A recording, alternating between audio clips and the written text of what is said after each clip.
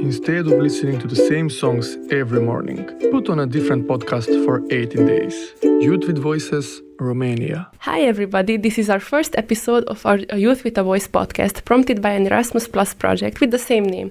In this podcast we will be discussing topics that are relevant to today's youth and our personal experiences with them.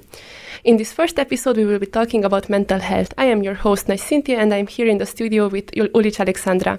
Alexandra, please tell us some things about yourself. Hello and welcome everybody. My name is Alex. I'm 19 years old and I'm from Romania, and I'm very excited about this podcast and especially about this episode. Okay, so let's get straight into it. Can you please tell me something about yourself and your experience with mental health and what mental health is for you? So mental health is our social and psychological well-being, and I was very interested about this topic for the past years. And I love to listen to podcasts or anything about this topic or read books about it. And as many people, many young people, I struggled with it for a period of time. And I'm always trying to improve it, to make it better and better. Okay. You've told me that you have listened to podcasts and read some things about mental health. What was your first podcast? What was the topic of your first podcasts about mental health? Well, I was really interested about borderline personality disorder, so I searched about it and very getting into it to understand it. What are the symptoms? How is to be with a person with this disorder? Okay, and I'm going to discuss this with you as a non-professional person to a non-professional person, so don't feel stressed about your opinion. But what do you know about borderline personality disorder and BPD, and what was the other one called? Bipolar disorder, that one, because I know it's a really not common one, but right now it's really frequently discussed as that there was that one scandal with Johnny Depp and his ex-wife, and then there was a topic about borderline and BPD and bipolar disorder, and what do you know about that? What's your experience with that one? Well, I would describe it as a mood disorder because it's feeling the extremes about everything. If you are happy, you're extremely happy. If you're sad, you're very, very sad. And usually people can confuse bipolar and BPD because they have similar things. So the biggest difference between them is that in bipolar disorder, you have a mood for a longer time and then change. And BPD is a minute you're happy and the other minute you're sad, for example. Okay, so regarding your research, what you've learned out of this is that the greatest difference between borderline personality disorder and bipolar disorder, and once again, I'm going to repeat that we are not professionals. We definitely don't speak in the name of any health organization. So if anyone is interested in this topic, please do your own research. But in your experience, the greatest difference between these two is the intervals in which the mood shifts occur, right? Yes. Okay. And how come this topic interested you that much? Because in my experience with you as a person, you are a pretty calm person and pretty balanced. How did you wind up researching borderline and bipolar disorder? I spent a lot of time on TikTok, and there was a lot of videos about this topic, and some of them were relatable to me. So I started to search more about it and try to understand everything about it. But I never went to get diagnosed or something to a therapist or anything, and I don't think I have it, but it was a good experience to learn about it. Yeah, as I think many of our generation have experienced, and not only the youth of today, but basically everybody experiences some amount of mental disorder symptoms, be that ADHD, bipolar disorder, any kind of mental disease.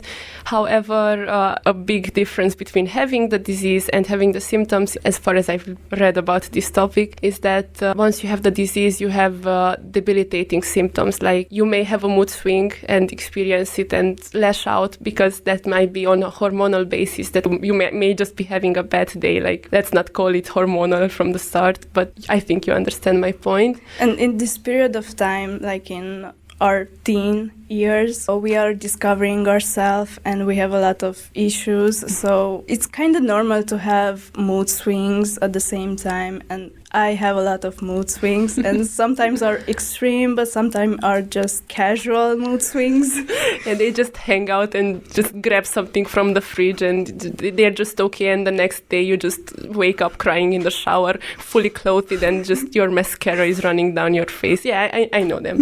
I've been through those years. We have discussed earlier other symptoms that are much more common in today's youth and much more relevant in today's youth, as most of today's teenagers experience these, which are social anxiety, general anxiety, and depression. What's your experience with these, and how have you dealt with them, and how are you dealing with them if it's the case? Well, I consider myself a really anxious person, and I'm always trying to put myself in situation where I can challenge myself to get better, to not be that anxious. For example, I decided to participate in this project so I could be more sociable, because I'm an introverted person and I try to put myself in situation where I need to be an extroverted, and this helps me a lot to deal with anxiety. So basically you're trying to leave your comfort zone, and by doing that you're conditioning yourself into learning how to experience new situations and to deal with them, right? Yes, exactly. Okay, that's pretty cool, because it's the same thing. Like, I think there's a thing called exposure therapy, where you just basically burn your comfort zone down and experience life the way it is without you trying to hide from the experiences that you live through, which is pretty cool. I respect you for doing that. It's really hard, and I know it is. I know what you can go through. And it can put you in very awkward situations, but at the same time you can have the best experiences of your life, because through these experiences I met a lot of amazing people. So I'm glad I left my comfort zone. Yeah, I've been there. I have another personal experience with leaving your comfort zone. I think when I was around 16, maybe 15, no idea, something like that. And I went to get a haircut, and sometimes I make impulsive decisions, and I got an undercut on the left side of my head, and I looked like a bald chicken for like 6 months. And that was me rephrasing it into burning my comfort zone down, because, yeah, a big part of my personality and my person at that time was my hair and what I looked like from the outside. And it helped a lot to see myself in a different way, and I would recommend anyone to just leave their comfort zone, not necessarily burn it down. That wasn't the smartest decision in my life, but try to experience life without trying to hide from certain things. And I would like to ask you another question regarding a very common topic, which is what you see on the outside versus what you see on the inside regarding mental health. What's your experience with this one? Well, I think a lot of people try to hide it if they have maybe depression or anxiety. But in my experience, it's hard to hide it. I can't really hide it. So if something is wrong with me, people usually see it. But I know some people that don't have a very good mental health at the moment, and they hide it very well. Like, you look at them and you think are the happiest person in the world, and actually they are not. Yeah, I think that's a pretty sad and very common thing, which makes it even worse, because for anyone who's having mental issues, I think the best thing is to reach out for help and to leave the community, that not necessarily leave the community, but try to seek out people who don't necessarily have the same problems, because you can't get better in an environment where you have gotten worse. Like, you need new people, new places to see and to live in, and after that you have the chance of getting better. But there was a thing with eating disorders like bulimia and anorexia and binge eating disorder, where people who experienced anorexia were hanging out on sites where they encouraged each other to not eat, and even if they wanted to get better, they couldn't, because there was the urge to stay skinny, to feel empty, to control what you're eating and what your body weighs. And by staying in those communities, people just couldn't get better, and that's why they had to leave them. But there's also the other side where they just get together in a house in a controlled environment with psychologists and psychiatrists and all these professionals who can help them, but that's a whole other topic. And yeah, I think that's also pretty cool. But what's your opinion and what's your experience with these other disorders? So one of my friends was struggling with an eating disorder, and we didn't notice it until it got worse and worse. So I think in this situation, I know it's hard to reach for help, but if you are noticing that you maybe have some of these symptoms, you should really talk to somebody because it can help you a lot.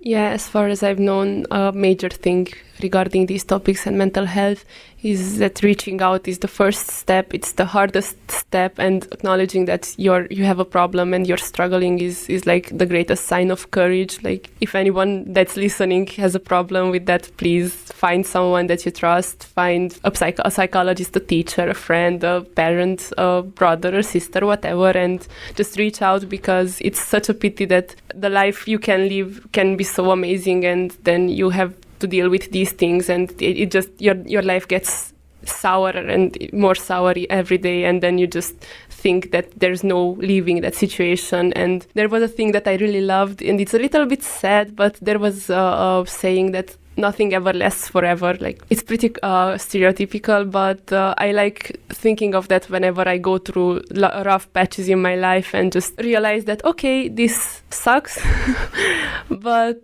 once it will be over, I will be a much stronger person, and I will know how to deal with such situations next time I encounter them. So that helps a lot. I have a same sentence that I use whenever I'm struggling, and it's not that deep. This helps me to think that, to realize that not everybody's looking at you, not everybody's about you. So it's not that deep, it's just a little mistake that you made. Yeah, it's basically, I think you're talking about the attitude where you just realize that the world doesn't revolve around you, and that's not in a bad way. Like, you matter as a person, but not everyone will be looking at your mistakes or at what you're saying and how you're messing up. And at some point you just realize that, screw it, I got this.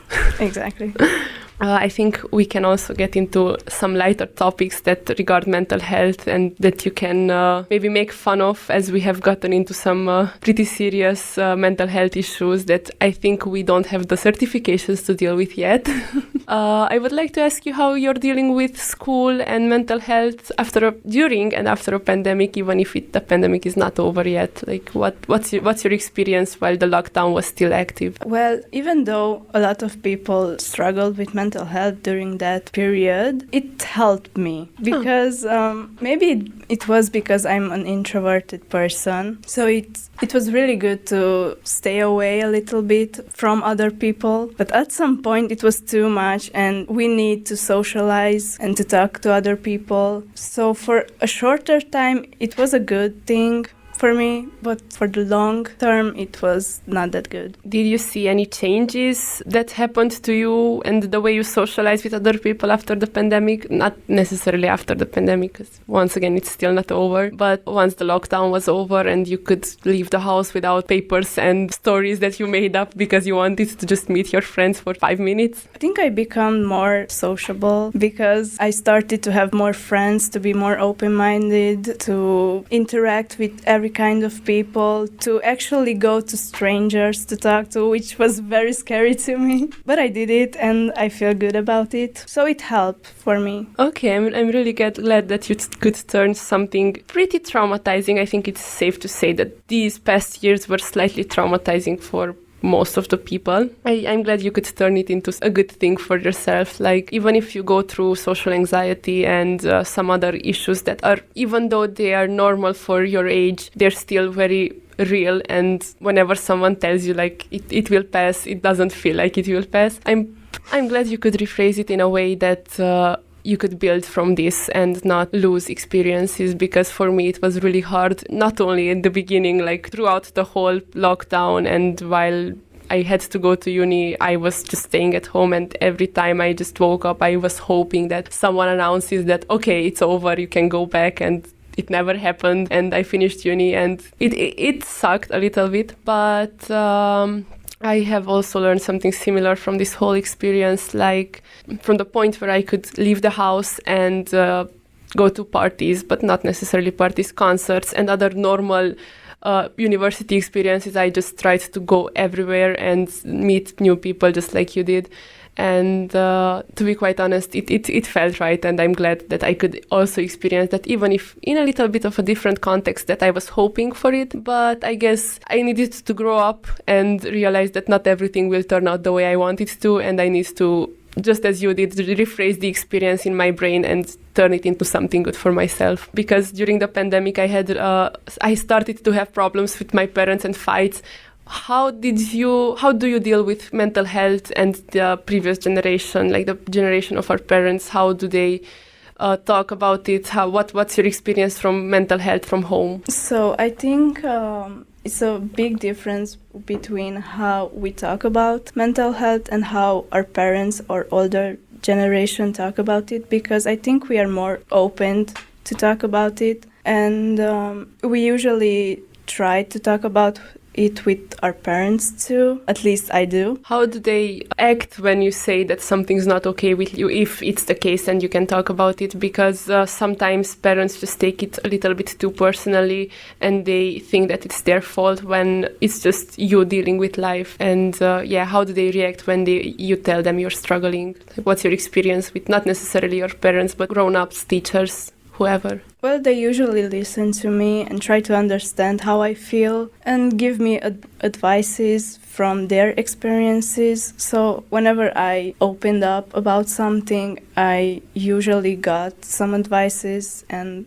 I got help. I'm glad that's your experience. I'm pretty sure that some of the people who are listening have had far worse experiences, and once again, that's not to lessen your experience, but I think that some grown-ups stigmatize mental health and seeking help, because in today's society, even though we have normalized going to a psychologist, there's still a problem with it. The older generation sometimes doesn't realize that the psychologist will provide you with the necessary tools to deal with situations that you are not prepared to deal with, however much your parents want to help you. So I'm glad that your experience was so kind and helpful from our parents' generation. And once again, that's not saying that they are wrong. That's just saying that's how they have dealt with it, and that's how they're trying to help us. I am not blaming anyone. What I don't like about people in general, I just hate people, okay? I just hate them. Sorry, continue. Is when maybe you tell them that, oh, I go to a psychologist or therapy, I have therapy or something, is that they automatically think that something is very wrong with you.